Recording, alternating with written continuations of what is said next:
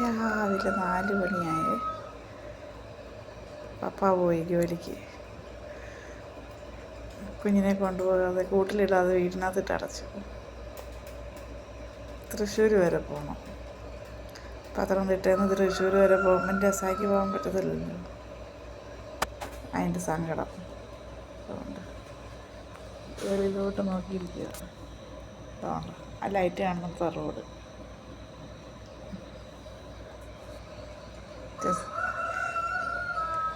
പൂങ്കോഴി പറയുന്നുണ്ട് നേരം വെളുത്തുനിന്ന് എല്ലാവരും എഴുന്നേറ്റ് പോകാൻ. രസായിക്ക് സങ്കടമാണ്. രസായി വിഷമിക്കണ്ട. പപ്പ മേടിച്ചുകൊണ്ട് ഓടി വരും.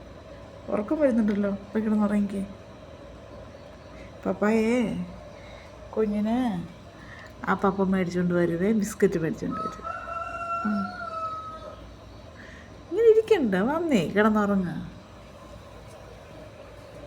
വിഷമമാണ്. ഇനി ഇരിപ്പ് നേരം വെളുക്കുന്നവരെ അവിടെ ഇരിക്കും.